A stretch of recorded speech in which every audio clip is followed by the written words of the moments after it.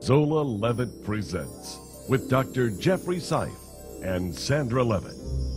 She shall be called woman. I came forth from a man, but I found favor with him. And true success is not measured in wealth and power, but in the estate of one's heart. I've never been happier and more fulfilled. Ever hoped for. I raised him up strictly in the faith, and more. the law, and the prophets. And now I want to give something back. I believe Elohim meant it to be this way. She's still a cornerstone of wisdom to the family. But you And as are I see always it- in my heart.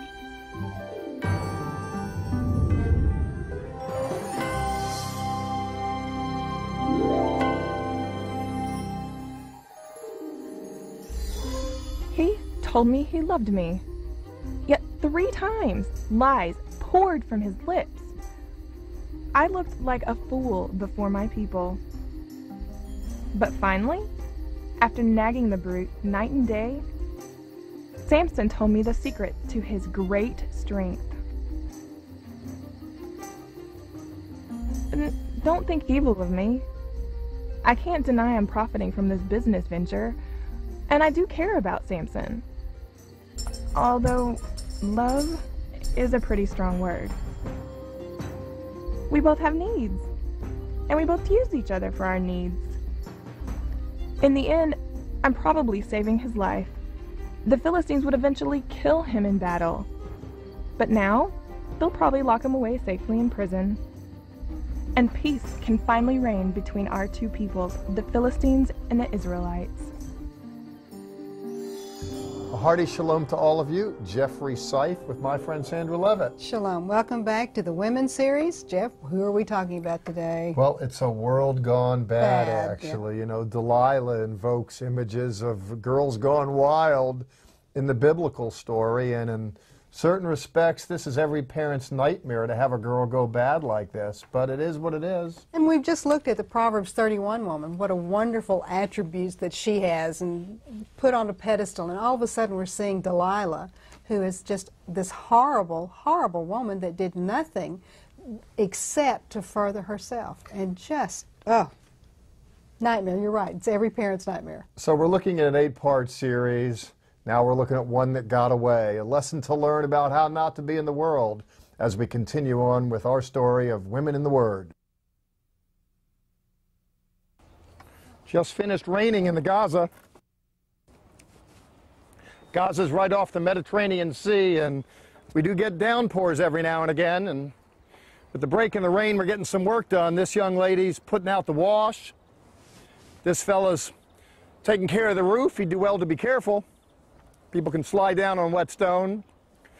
Everybody's working, and that's good. Well, sorta. This woman was working here. She was plying the world's oldest trade. Reminds me of a story back in Judges chapter 16. The first verse we're told, Vayelek Shimshon Azatah. And Samson went to Gaza.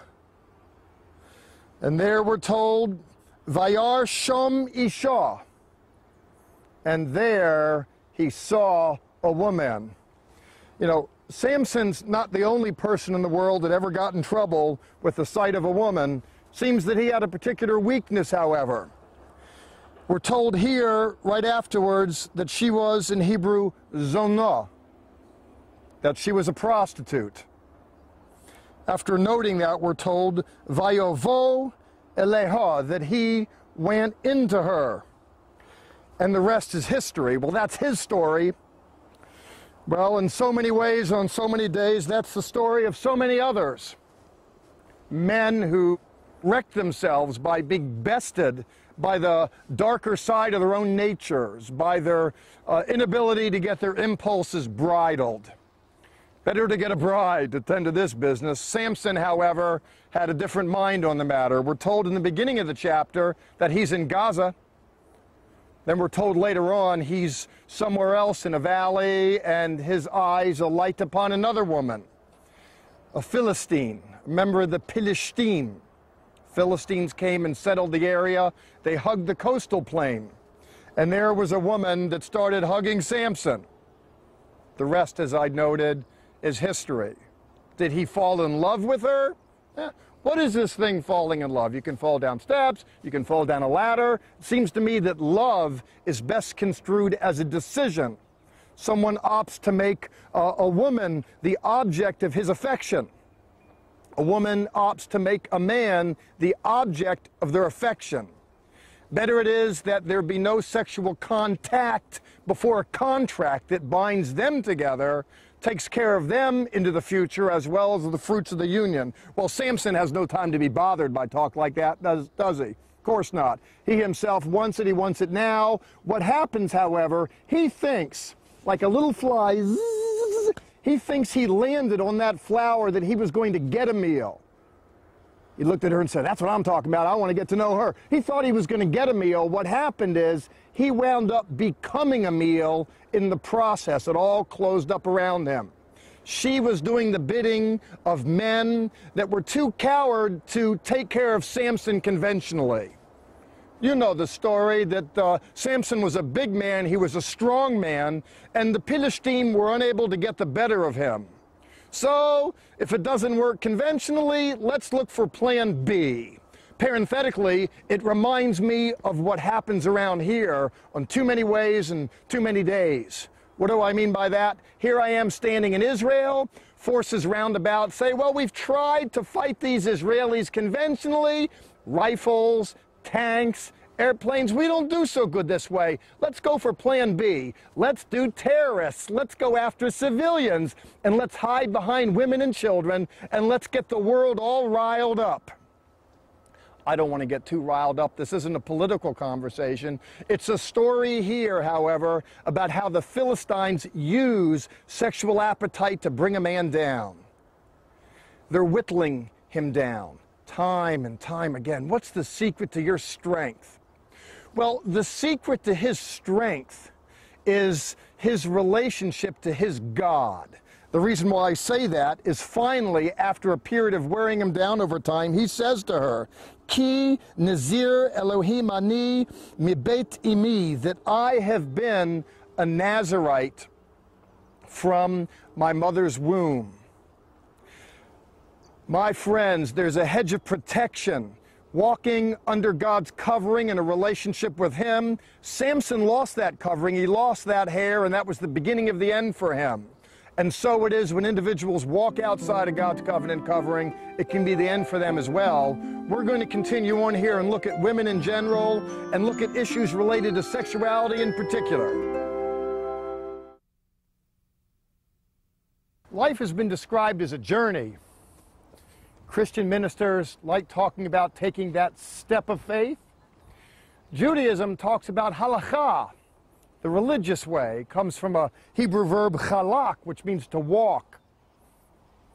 Hey, I'm a dad with teenage sons, trying to teach my boys how to walk. You know what I tell them?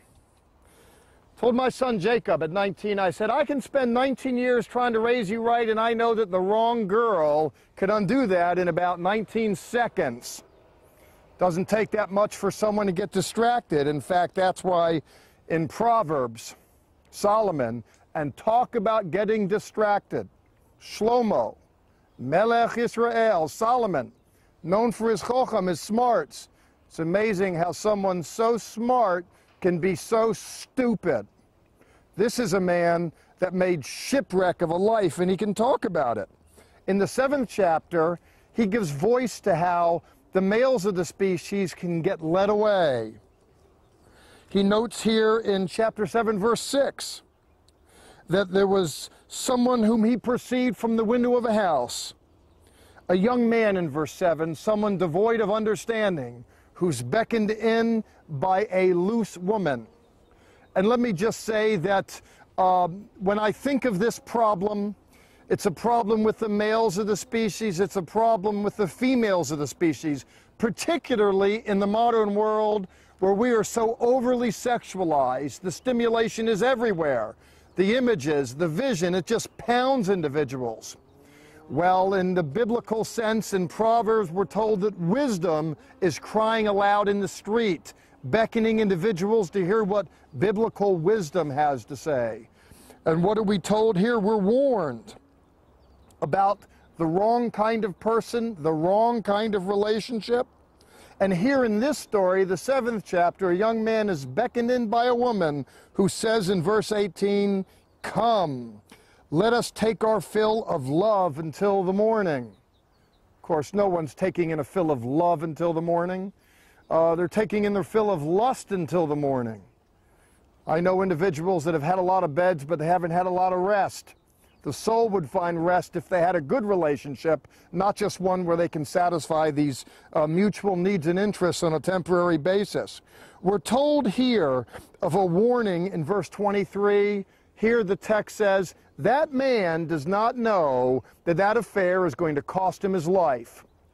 And that woman doesn't know that if she wants to play that hand and exert that kind of leverage, that she is hurting herself in the process. Both people think they're getting something out of it. In the biblical text, both people are coming to ruin.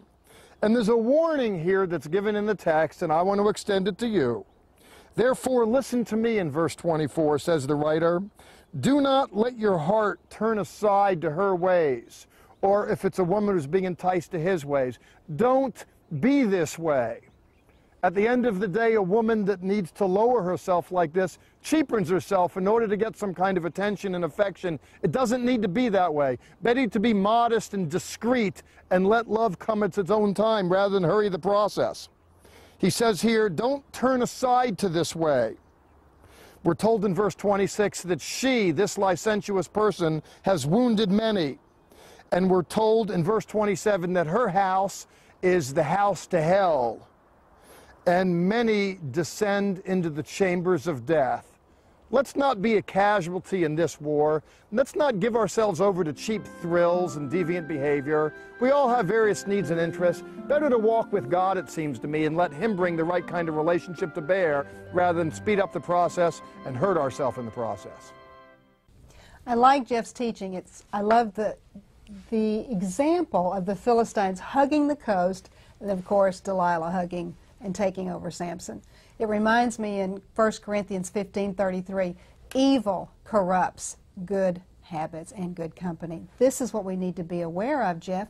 Evil does corrupt. But on what donkey do we want to pin the tail? Certainly Delilah's a target. She's the beginning of the target. But right. she's just putty in the hands of males that are using her as a utility to take out Samson. And keep going. And I see other examples in this biblical text. Before the children of Israel make their entrance into Canaan proper in the days of Moses, was it 24,000 Moabite, Midianite women seduce, entice, but they're sent there by their fathers. But take it to the very, very end. What is the root of all the evil?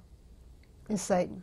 Yes, and it seems to me that there's a particular chink in the armor of the males of the species, that there's a way that we can be brought down with sexual temptation in ways that we won't fall other ways. Yeah, I'm reminded, men are visual. Men are visual creatures. Women are not visual. They're more a touchy-feely kind of thing. And maybe, you know, God uses everything. So does the devil. The devil's not stupid. He knows this is a spiritual war, and he knows. It reminds me, frankly, you know, Eve and Adam are there in their birthday suits. He'll do whatever she tells him. Here, eat. You know, that'll probably get edited out, of course. That's probably a good thing. But the point is that the males of the species can be maneuvered about. Yeah. Women know that. Right. They want to get a male. They use sexuality as leverage.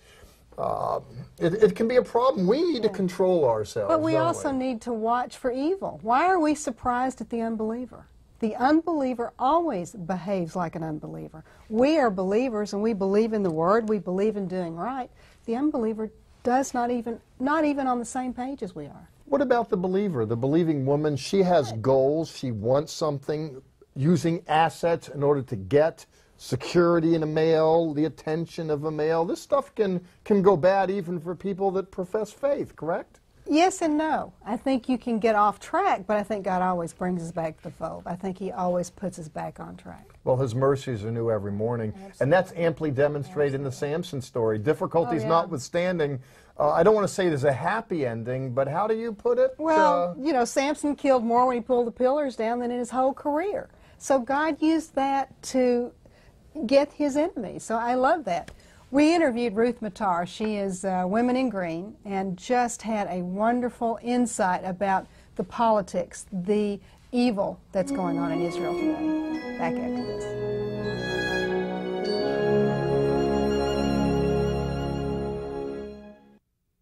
We were talking about women in the Bible. Who is your favorite woman? Why? What encouragement does she give you? Where do you see the Bible today? I think there is amazing similarity between what is happening now and what you find in the Bible. It always, or never ceases to amaze me. And my favorite one, I think, is Dvorah. Absolutely. Deborah, yeah. She was a hero. Yes. Not only was she a heroine, she was a judge, she was a very smart woman, she's a prophetess, and very highly thought of. Right. And she did something which the men at the time did not do, and that was they were being attacked by the Canaanites, the Jews, the Jewish tribes at the time, and similar again, of not really the powers that be at the time, did not stand up to them, and she rallied the people. She did. She rallied the people. No, Absolutely. She was before Gideon. I read about her before Gideon, and I think what Gideon did, and she did almost the same thing, got the people going, had them fight for their land. Appointed a general, Barak, and also it wasn't smooth going for her. She was very disappointed that not all 12 tribes joined in. So you see the similarity. You think, oh, there she was, and she just rallied the troops, and they all came running. But does that encourage you? Does that encourage you to speak out and say, let me be strong for Israel, let me support Israel? Does that help you as you walk the way that you do now? Absolutely. Yeah. Absolutely. You know, to say, well, oh, it's so hopeless or whatever, and then you read about Dvorah, and it was more than hopeless there, and she just up and did it. So where do you see politics now? Where do you see the government going? Where do you see, I hear people ask me, is Netanyahu coming back? Where do you see politics going now? I was not going to speak about Mr. Olmert, but I can speak about it in this way. I just discovered that there was an article that he wrote boasting about how he had to convince Ariel Sharon to disengage from Gaza and from Samaria. I think very few people know that. Right. I think we were all a little disappointed in the disengagement. I don't think it's something that we all wanted to do. I think it's something that politicians, decisions that they had to make, and that's what we had to live with. You know what I think about, I think we should be more than a little disappointed as religious people, because talking about the roadmap and carving out an Arab state out of the land that was promised to us by the Lord. I think it's more than disappointment to do that for a Jewish government, to have pulled these people out from their home, etc. It was right against God's word. I agree. Zola used to say to me, when God raises up a people, the devil raises one up also. I think we're in a spiritual war also. Oh, absolutely. For our lives. For our lives. Absolutely. This is definitely a spiritual war. Right. And I think what is difficult to understand is that the whole Western world doesn't understand that this is a spiritual war. And you know, in this latest article that I wrote, I remembered about Eric Hoffer. Do you remember Eric Hoffer, the Longshore Man? I did. And I remembered, and at my age I start to forget things, but I do remember the last sentence. The last sentence of his article was, I have an uncomfortable feeling that as it goes with Israel, Absolutely. so goes will America. it go with us. It's And what we've very always true. said. Yeah, it is what Very we've always true. said. It's a democracy in the Middle East. Israel's a democracy in the Middle East. America's another democracy. If Israel falls, there's no reason that America wouldn't fall either. Yeah. So we have to be very strong and very vigilant on what we do with Israel. Absolutely. And I thank you for staying strong with Israel.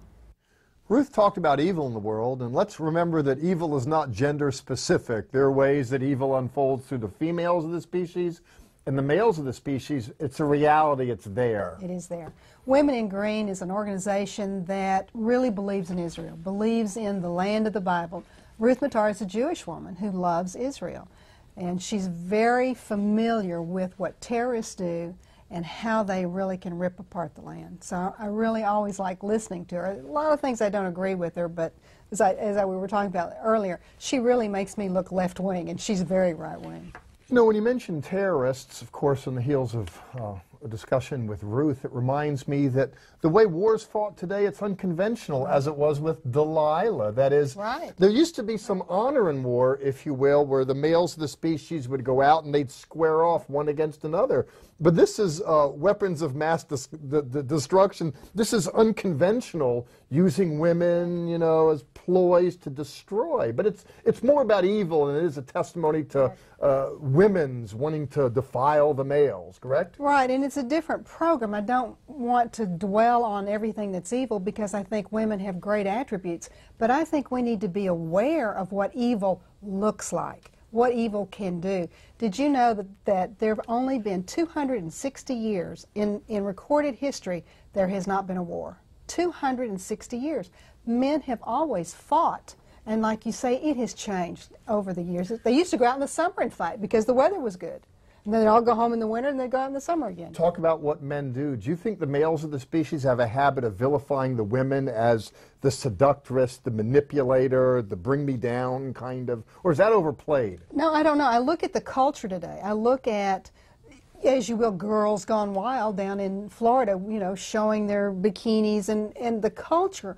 Our Britney Spears, our singers that want to look in your face sexuality, I think really destroys men. I really do. And to that end, let's remember to turn our hearts to God, to repent of sin, to get right and live right. God has a wonderful plan for our lives, and that's not reflected adequately in the person of Delilah.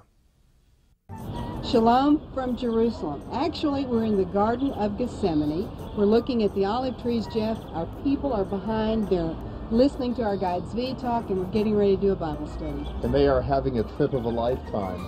If you feel the Lord beckoning you, and mysterious is the beckoning that have been drawing believers to this land for millennia, do join us, please, for a trip of a lifetime. Sandra and I know you'll be blessed.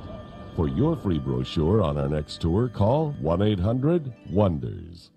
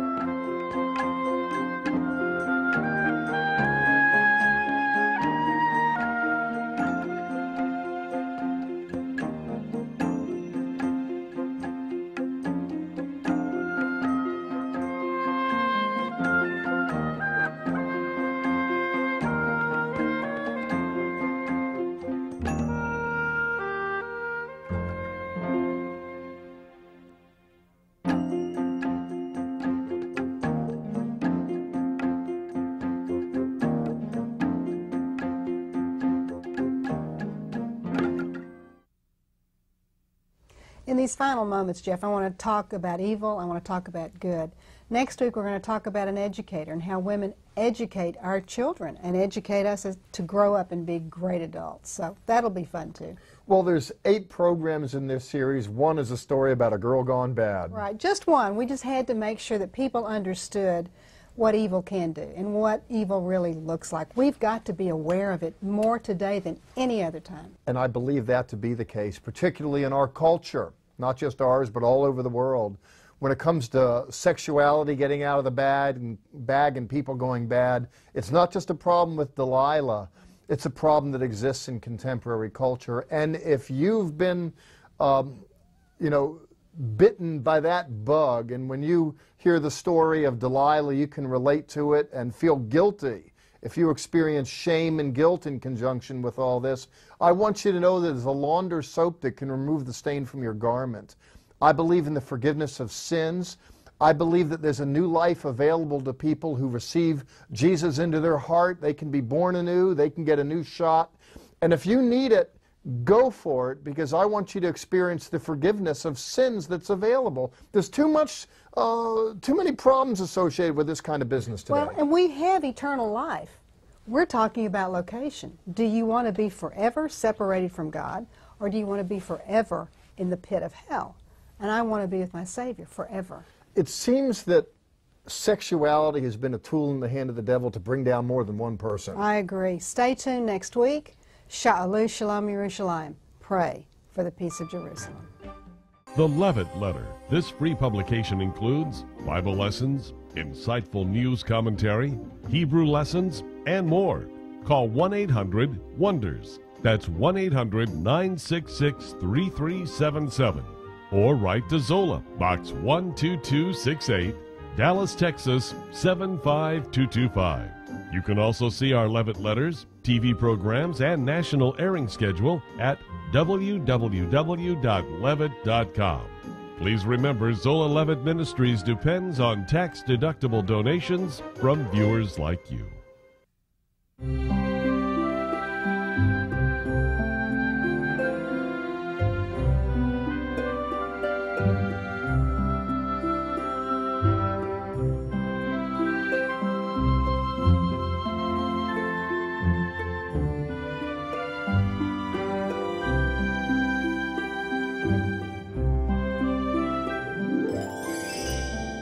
This has been a paid program brought to you by Zola Levitt Ministries.